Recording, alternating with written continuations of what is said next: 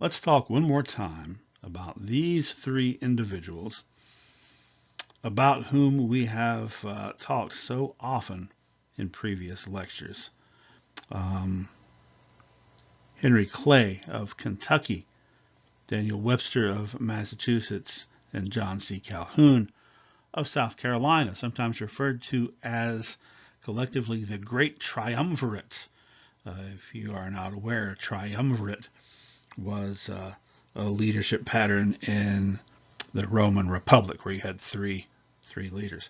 So these guys were voted by the U.S. Senate in the 1970s as the top U.S. senators of the 19th century, although all of them also held other offices in the executive branch, although none of them became president. Now, we've talked a lot about them, and frequently they have come to the fore when there have been big controversies, big political controversies, big decisions, and they have stepped in to help broker compromises, especially Clay, who was known as the Great Compromiser, and that was not at that time an insult, but a compliment. They had very different approaches, very different ideologies, although they all hated Andrew Jackson and were hated by him in return. And the three of them became essentially the co-founders of the Whig Party. They could always be counted on, though, although Calhoun could be a little hot-headed, to come together and hammer out some kind of a solution. It was people like this, some people believed, and have believed in retrospect, that were needed in the 1850s when things were getting so hot, when things were getting so belligerent politically, a time when these stable hands could have been of most use. But unfortunately, at the beginning of the decade, all three of them died between the years of 1850 and 1852. So these guys are kind of like the second big generation after the first big generation being the, quote unquote founding fathers. But there is a new generation in the 1850s of politicians, a new kind of politician that were much more polarized than politicians had been in the past. As the arguments about slavery grow more intense, the ability to compromise, the ability to basically enact politics became sort of fragmented. And the type of, perhaps some people would say, steady hands of a Henry Clay became a thing of the past. What America did have in 1852 was Whig Millard Fillmore from New York, who was President of the United States, having been elected Vice President in 1848 and becoming President with the death of Zachary Taylor in 1850. Some people said that Fillmore's biggest accomplishment in office was signing off on the Compromise of 1850. Other people said that Fillmore's biggest failure in office was the signing off on the Compromise of 1850, depending on your point of view. A lot of people in the North did not like this compromise because, as we discussed, of the prominence of the Fugitive Slave Act, the very draconian Fugitive Slave Act. So when it came time for the next election, the election of 1852, Fillmore was not initially sure if he even was going to run. He knew that his very good friend, person he admired greatly, Daniel Webster, was wanting to run. He was up in his 70s, Webster was. But Fillmore eventually decided that he would try to get the Whig nomination, but it was not just a given. The Whigs didn't just turn it right over to him. In addition to Webster, there was also General Winfield Scott, who was prevailed upon by many Whigs to enter the race for the presidential nomination. Now, Winfield Scott was from Virginia. He was a Southerner. He was a general in the U.S. Army and had been in the Army at this point since 1808. So 44 years in the Army. And for most of that time, since 1814, during the War of 1812, he had been a general. So this guy's been a general for 38 years. He was prevailed upon to run. And Webster didn't do too well. Perhaps people were starting to lose some faith in him as he was aging. He only did well in New England. And he did not get the nomination, and then he died not long afterward, the last of that great triumvirate to pass away. So the race came down to Fillmore and Scott. And Scott did, in fact, end up winning the nomination. Now, I mentioned that Scott was from Virginia. He was a native Southerner. However, he was opposed to slavery. That was a pretty significant thing about him. As I mentioned also, he had been in the military practically forever, for almost half a century at this point. Hero of the War of 1812 and of the war with Mexico. Although there was an incident in the war with Mexico that had gotten him some bad press that his political enemies brought up during this election. That was what was called the San Patricio affair. There was a group of U.S. soldiers that it was made up of Irish immigrants who actually, during the war with Mexico being a Catholic country and these Irish immigrants being Catholic, they actually deserted the U.S. Army and switched sides and went over and fought on the side of Mexico against the United States. And when you think about the ill treatment that the Irish received, that also helps that to make sense. But they were captured, and he ordered all of them executed, ordered them hanged. And so some people brought this up as a really not only harsh action, but a bad decision. He himself strongly opposed the Fugitive Slave Act because, the Fugitive Slave Act. He thought that it was wrong. However, the Whig Party's platform was absolute support for the Compromise of 1850, which included the Fugitive Slave Act. That's because the leaders of the Whig Party thought that, the most important thing was that they had achieved a compromise that kept things from falling apart. He didn't agree with that.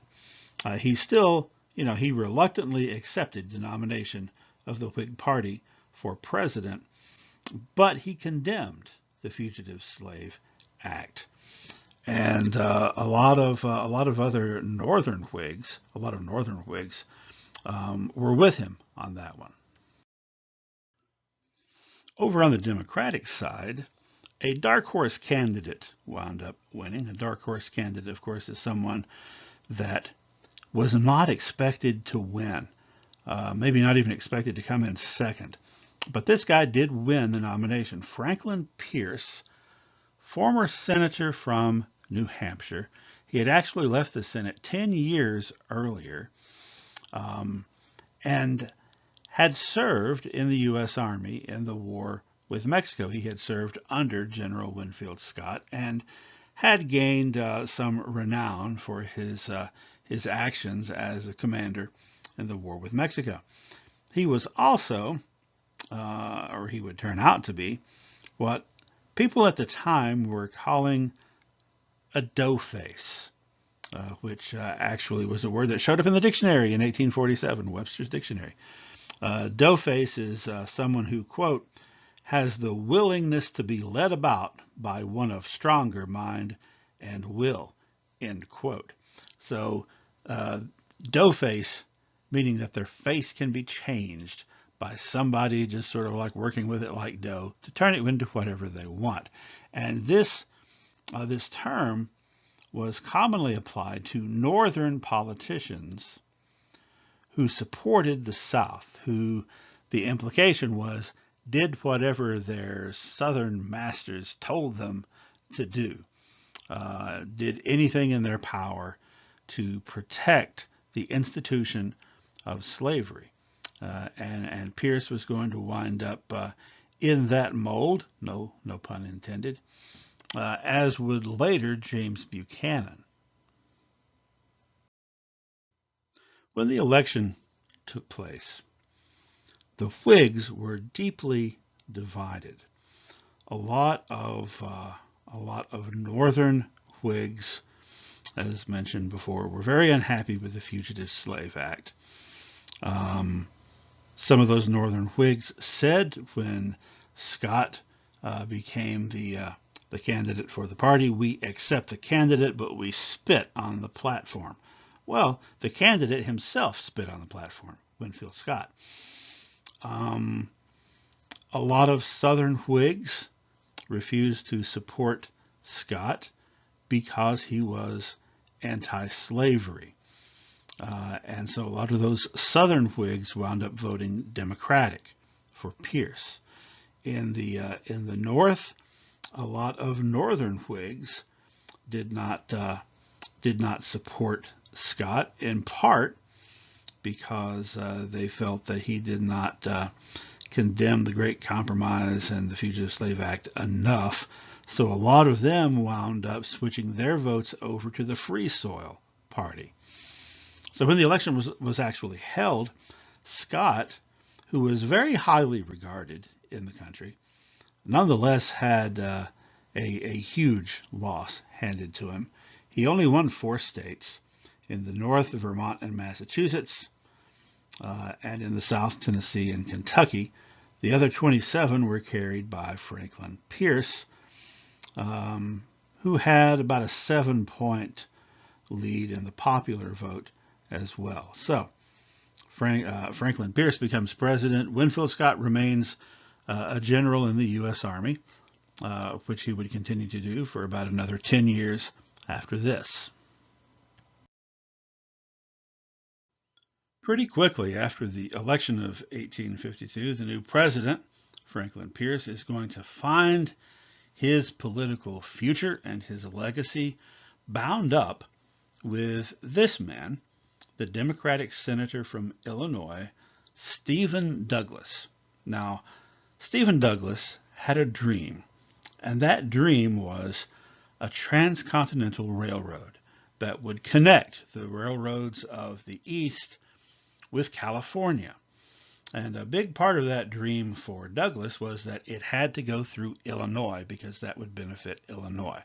Okay, so he was really trying to work to try to get this done. But there's a problem. The problem is, okay, once this theoretic transcontinental railroad passes through Illinois, going west, then it's going to go through northern Missouri, and then what happens? Look at the map and you'll see that it will then enter into unorganized territory. Now what that means is that is land that is owned by the United States, much of it from the Louisiana Purchase, that has not been organized into official territories the way that New Mexico, Utah, Oregon, and Minnesota had been. So that's the process, right? First, once you get enough people in an area, you can make it a territory. And then once from there it has enough more people, it can apply to be a state. Well, this chunk here in the middle essentially has no local government. Okay, and that's the problem. If you're trying to build this transcontinental railroad, once you reach unorganized territory, there's no local government to approve the construction and various other things that you need to move the project forward. The Transcontinental Railroad project is only going to be feasible if that unorganized territory becomes organized territory. And then That that is when things start getting really complicated. Douglas proposes in the U.S. Senate what is called the Kansas-Nebraska Act, which would be the organization of two new territories north of Indian Territory, which is what is today Oklahoma. So above Indian Territory, you would have two new territories, Kansas and Nebraska. The South was very much opposed to this. And when I say the South, I mean also all the Southern senators. Why? Because remember that line was established in 1820 in the Compromise of 1820. Compromise of 1850, it was proposed that new areas added, taken from Mexico, like New Mexico, that were below that line could have popular sovereignty to vote, whether to be slave states or free states. But everything above that line was still supposed to be a free state if it became a state. Also a free territory if it was a territory. So the South was very much opposed to the idea of not one, but two new non-slave territories, which could become non-slave states, which could add more non-slavery or anti-slavery congressmen and senators. So they are opposing his bill, which Douglas really wants to get done so he can get this railroad rolling. So Douglas includes in his bill, makes a change, popular sovereignty for both of these potential new states, which of course is in violation of the Compromise of 1820, kind of tosses that compromise out, and that eventually passes and leads to bitter division politically, particularly regionally between both Democrats and Whigs, North and South. So then, sectionalism, division between North and South, killed the Whig Party. That fragmentation that happened in the election cycle of 1852 becomes pretty much permanent. And it maims the Democratic Party. A lot of Northern Democrats are becoming more and more removed from the adamant expansionist and pro-slavery approaches of their fellow Democrats in the South. So, at one point, the North had been about half Whig and half Democrat, and the South had been about half Whig and half Democrat. Now the South is no longer half anything. It becomes solidly Democratic. In the North, the Whig Party disintegrates, just like the Federalist Party had done roughly 35 years before. And all of the people who had previously been Whigs in the North, and many of the people who were Democrats in the North who were disenchanted with their party, joined forces, Northern Whigs, Northern Democrats. They joined the very small group known as the Free Soilers, and established a brand new political party in 1854, which was the year the Kansas-Nebraska Act passed, a brand new political party called the Republican Party. Another party was coming onto the scene around this time as well, originally called the Native American Party, established in 1844. The Native American Party was always a pretty small enterprise. And bear in mind, the term Native American before the 1970s or 80s did not refer to American Indians. It referred to people who were native born in the United States. So the Native American Party, their very name emphasized their the main plank of their platform, which was opposing immigration. They did not like immigrants of any kind from any place. And also they believed that particularly the large wave of Irish immigrants coming over was part of a massive Catholic plot to take over America. So when the Whig Party collapsed, the leaders of the Native American Party saw an opportunity to kind of try to fill in the open space that was left. They changed their name to the American Party. And they did, during that election cycle of 1854, they elected a few people, mostly in local elections. They were known colloquially as the Know-Nothing Party, because they were sort of like this is a bizarre thing, a political party that was a secret society that wouldn't tell outsiders all the things that they were trying to do and believed and so forth. They would say, well, I know nothing about that. So the Know-Nothing Party. I have an image here from the movie Gangs of New York. And you see the actor Daniel Day-Lewis, who played a historical figure called Bill the Butcher from New York City, who was one of the local leaders of the Know-Nothing Party in the 1850s in New York. Watching that movie can give you a good idea of the type of politics and the type of approaches that we're talking. In the film, it was all about Bill the Butcher leading the war against the Irish gangs in the city. Now, this kind of flared up for a few years and then subsided. One other thing that was going on at this time that's noteworthy is what came to be known as the Goddard Purchase.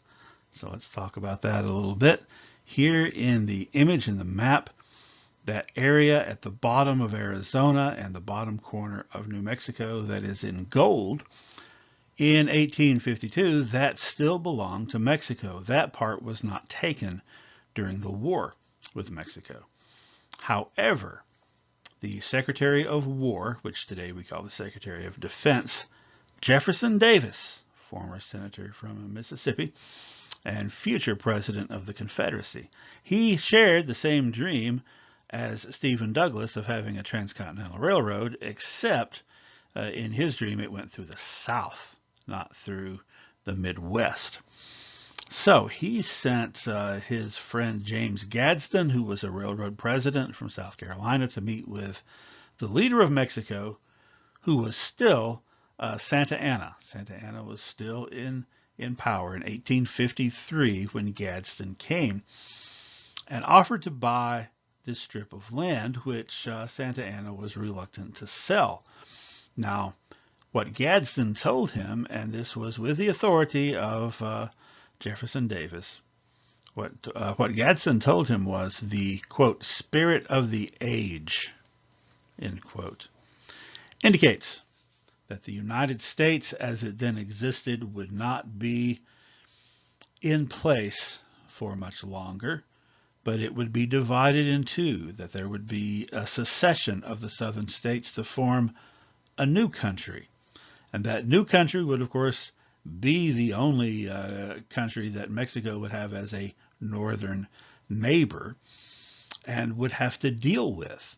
And kind of implicitly, he was saying, you can deal with us now when we're offering you a good deal, or you can gamble and try to deal with us later when we come to take it from you. And so Santa Anna sold it to them. Of course, this had to be approved by the Senate, which was a long process because a lot of northern politicians believed this was yet another effort to spread slavery, which it also was, right? They're gaining more area, which can be a slave area. But finally that purchase was ratified in 1854. All kinds of things are happening in 1854. Speaking of which, now let's go take a look at how things are working out in 1854 and afterwards with this whole popular sovereignty thing in Kansas.